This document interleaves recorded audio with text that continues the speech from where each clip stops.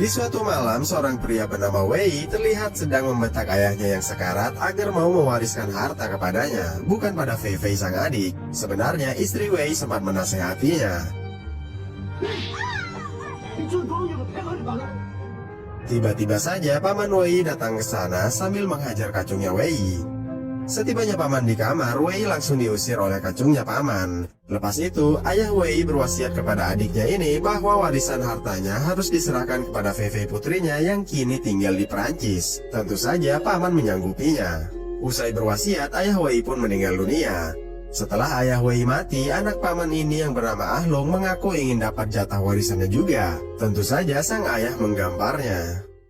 Di lain sisi, seorang pemuda bernama Vincent terlihat tengah berkonsultasi dengan detektif Wong. Vincent mengaku bahwa istrinya sudah berselingkuh dengan pria lain dan meminta detektif untuk menggodanya. Tujuannya agar Vincent bisa memergokinya sehingga terbebas dari wajib menafkahi istri setelah menceraikannya nanti. Awalnya detektif menolaknya karena itu bukanlah profesinya. Namun setelah Vincent memujinya sebagai detektif tertampan di Hong Kong, maka detektif pun menyanggupinya.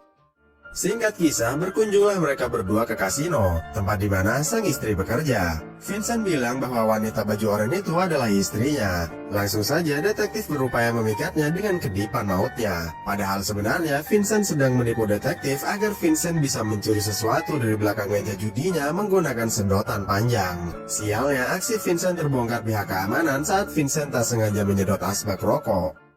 Di lain sisi, Alung melampiaskan kemarahannya pada kacungnya, sebab sang ayah melarang mengambil jatah warisan mendiang ayah Wei. Lantas si kacung usul agar Alung mencuri saja surat wasiat itu lalu menambahkan nama Alung di situ. Tak lama dibawalah Vincent yang tadi ketahuan menipu ke ruangannya bos kasino itu yang tak lain adalah Alung. Karena Vincent licik, maka dia pun bergegas melarikan diri. Tapi naas, pelarian Vincent akhirnya gagal juga.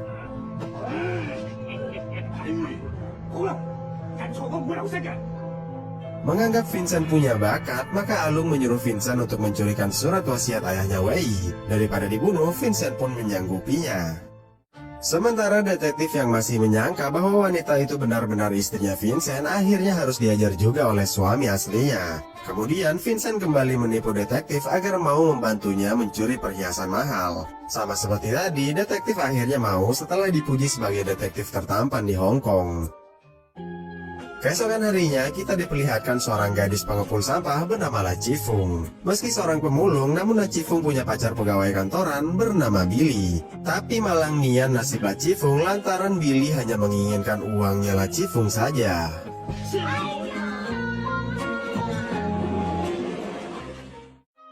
Singkat kisah, La Chifung sadar dari pingsannya tatkala dia sudah berada di hadapannya Wei. Wei memuji kacungnya yang berhasil menemukan gadis yang mirip dengan Fei Fei adiknya. Sudah pasti La Chifung panik mendapati dirinya di rumah orang lain dan sudah ganti baju. Langsung saja Wei menyuruh La Chifung berpura-pura jadi adiknya agar bisa mencuri surat wasiat ayahnya. Sebagai imbalannya, La Chifung akan dibagi uang yang sangat banyak. Karena dipaksa, maka La Chifung pun menyanggupinya. Di malam harinya, Alung usul pada ayahnya agar seluruh pekerja di rumah ini diajak saja menjemput Fei Fei ke bandara. Dan Alung serta para pekerja pun pergi ke bandara dalam kondisi rumahnya kosong melompong. Nah, di saat rumah kosong inilah Vincent dan detektif yang sudah diperintah Alung pun datang beraksi. Vincent masuk dengan mengakali pintu rumah, sedangkan detektif masuk menggunakan alat canggihnya.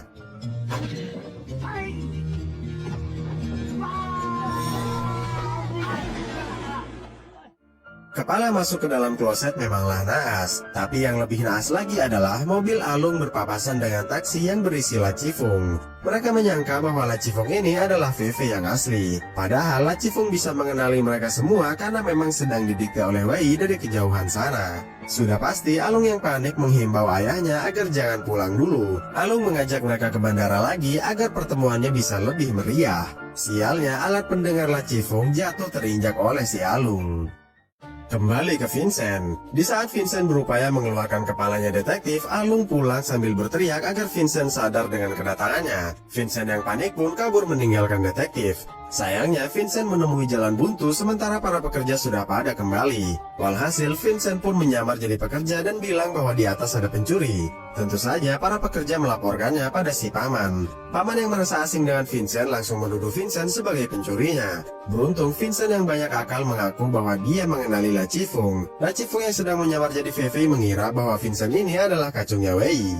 Lantas La Qifeng mengajak Vincent ngobrol berduaan. Saat sudah berduaan, La Qifeng minta Vincent memberinya alat komunikasi jarak jauhnya. Tapi Vincent salah paham dan menganggap La Qifeng minta begituan dengannya. Sadar bahwa Vincent bukan kacungnya Wei, maka La Qifeng pun meninggalkan Vincent. Setelah ngobrol dengan La Qifeng, Alung heran kenapa Fei bisa mengenali Vincent. Vincent bilang mungkin karena wajahnya mirip dengan mantannya Fei. Oleh sebab itulah Vincent usul agar Vincent menikahi Fei saja, dengan begitu Alung bisa menguasai warisan itu juga bersamanya. Dan Alung pun menyetujuinya. Di waktu yang sama, detektif yang gagal mengeluarkan kepalanya malah membongkar klosetnya.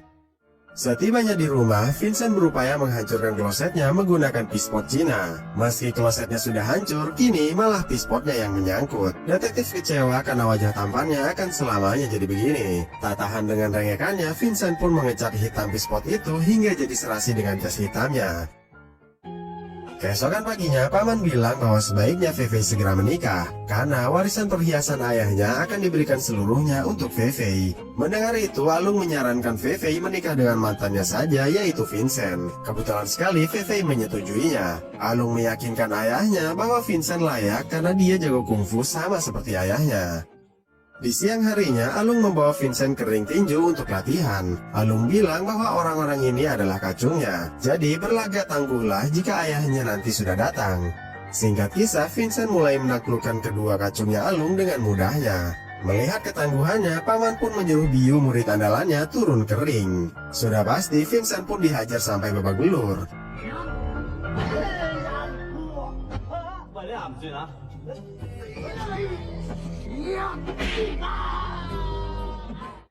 Jatuh di antara pelat barbel, Vincent marah karena tak diberi kesempatan menyerang. Akibatnya Vincent pun naik untuk membalaskan dendamnya.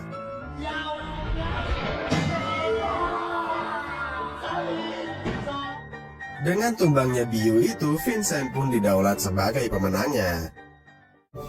Di malam harinya, Alung menyampaikan surat cinta Vincent pada La Qifeng. La Qifeng yang buta huruf minta paman membacakannya dengan alasan terlalu lama tinggal di Perancis. Dan sang paman pun membacakannya.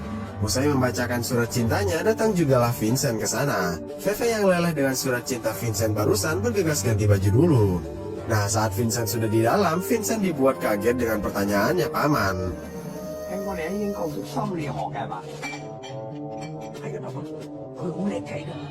Beruntung Vincent yang banyak akal mampu membahas materi tentang psikologi. Yang lebih untung lagi si paman percaya saja dengan bualannya Vincent itu.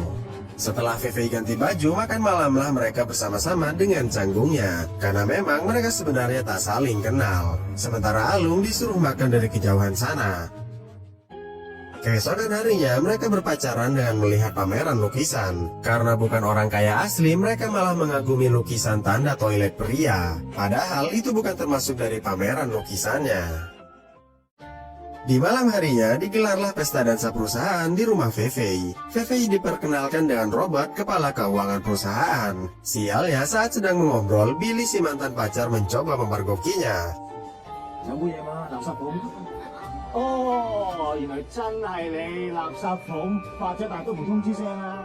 Karena La Qifeng mengaku tak mengenalinya, maka si Billy pun diusir. Takut kedoknya dibongkar Billy, maka La Qifeng memutuskan untuk mengasingkan diri. Nah, di saat inilah Billy muncul tiba-tiba untuk minta dicium. Karena kalau tidak, Billy akan membongkar aibnya La Qifeng. Namun La Qifeng malah menyemprotkan pestisida ke mulutnya. Tak lama datanglah Vincent menghajar Billy diikuti dengan Robert si kepala keuangan. Dengan niat persaingan, Vincent dan Robert pun menghajar Billy bersama-sama. Sadar dari pingsannya, Billy belum bisa bicara karena efek dari pestisida tadi. Setelah kejadian menegangkan itu, Vincent mengajak La Qifeng pacaran lagi. Kali ini mereka berkaraoke ria di atas perahu sederhana. Setelah berkaraoke, La Qifeng sempat bertanya apakah Vincent masih mau menemuinya jika ternyata La Qifeng adalah seorang pemulung. Dengan penuh keraguan, Vincent bilang tetap mau. Dan mereka pun kembali berkaraoke.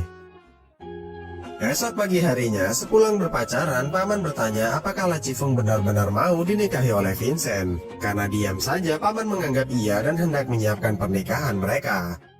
Di siang harinya, Vincent dan La Chifeng kembali berpacaran di tengah laut. Vincent juga bertanya apa pendapat La Chifeng jika Vincent adalah seorang penipu. Sialnya, belum sempat menjawab, kapal mereka dicegat oleh sejumlah speedboatnya Wei dan kacungnya. Karena sudah dikepung, mereka berdua pun takluk juga. Singkat kisah, disanderalah Vincent di ruang rahasia. Sementara La Chifeng karena gagal mencuri surat wasiatnya, maka Wei menugaskannya meracuni pamannya hingga tewas. Karena kalau tidak, maka Vincent lah yang akan dia bunuh. Dengan berat hati, La Chifeng pun menyanggupinya. Di malam harinya, La Chifeng memasukkan racunnya ke dalam gelas sang paman. Kemudian ajudan mengantarkan racun itu kepada paman. Sebelum meminum racun, paman memberikan gelang kesayangannya sebagai hadiah pernikahannya La Chifeng nanti. Tak tega dengan paman yang baik hati ini, La Chifeng pun mencegah paman meminum racunnya. Bingung dengan sifat aneh La Chifeng, paman bilang bahwa La Chifeng sudah dia anggap seperti putrinya sendiri.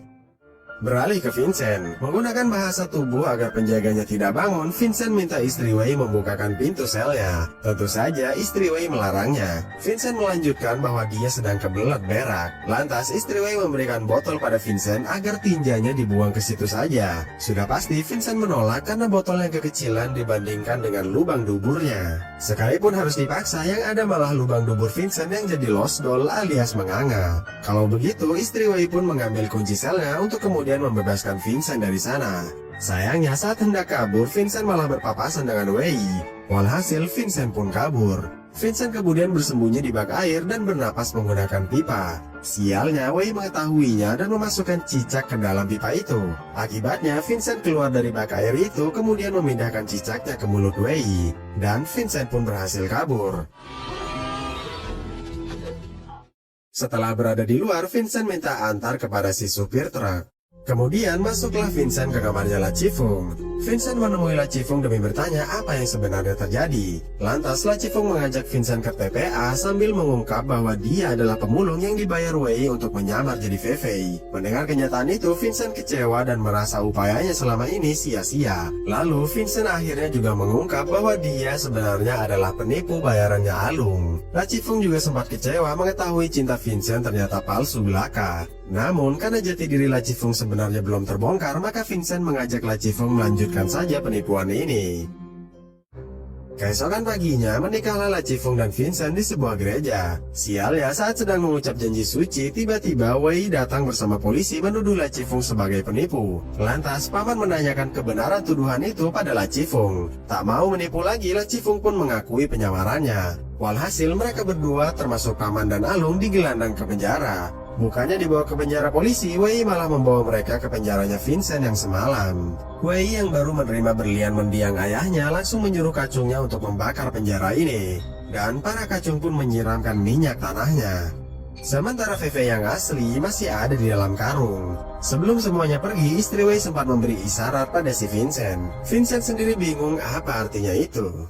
Setelah mereka semua pergi, karena kesulitan bernapas, Alung membasahkan kain untuk nanti dihirupnya. Vincent sendiri menggunakan air kencingnya untuk membasahi kainnya. Karena kain Alung tak kunjung basah, maka Alung juga hendak mengencingi kainnya. Namun karena dia sedang tak kebelet, maka Alung meminta kencing sang ayah saja. Setelah bernafas di kencing sang ayah, wajah Alung langsung berubah menguning. Itu bisa terjadi karena sang ayah memang penyakitan. Beruntung sekali di saat sedang genting, Vincent sadar bahwa bahasa tubuh yang diberikan istri Wei tadi adalah kode untuk membuka gemboknya. Ternyata benar, ukuran dada, pinggang, dan bokong istri Wei lah yang jadi kode gemboknya. Sukses keluar penjara, Vincent bergegas menangkapkan Wei untuk si paman. Sedangkan yang lainnya berupaya menyelamatkan Fei yang masih di dalam karung. Singkat kisah, Vincent pun mengejar Wei menggunakan speedboat. Sebenarnya Vincent sudah sukses mencegah kapalnya Wei, tapi naas kacung Wei sudah bergerak sedari tadi. Walhasil Vincent pun tertangkap, kemudian dilemparkan ke dalam air dengan tangan terikat. Sesuai dengan judul filmnya, lagi-lagi keberuntungan menghinggapi si Vincent. Secara kebetulan, detektif sedang menggunakan kapal selamnya di laut itu juga. Kalau sudah begini, tentunya si Vincent berhasil lolos dari maut. Tak hanya itu, Vincent juga mengajak detektif untuk mencuri berliannya Wei. Mula-mula mereka menaklukkan kacungnya Wei dulu untuk diambil seragamnya. Setelah berada di atas kapal, mereka pun langsung beraksi. Dan pertarungan sengit pun terjadi. Vincent yang banyak akal sukses mengelabui musuhnya. Lepas itu Vincent kembali melawan Biu yang sudah berkhianat dari paman. Karena kewalahan, maka Vincent memakai baju pelampung yang sudah diisi dengan oksigen. Dengan pelampung itu barulah si Vincent bisa menang.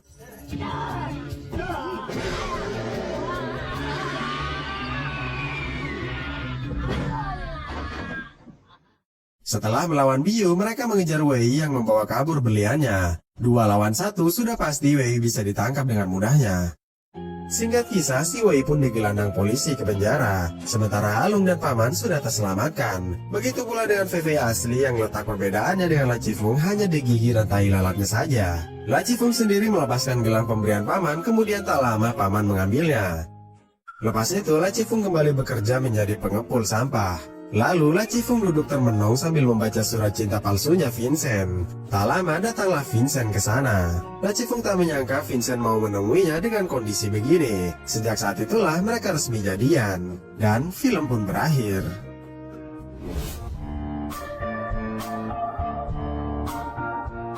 Ya, itulah tadi akhir dari rangkuman film When Fortune Smiles. Bagaimana menurut juragan filmnya? Seru nggak? Tolong beritahu saya di kolom komentar ya, nanti akan saya baca. Terima kasih telah menonton video ini sampai akhir dan jumpa lagi di video berikutnya. Dah.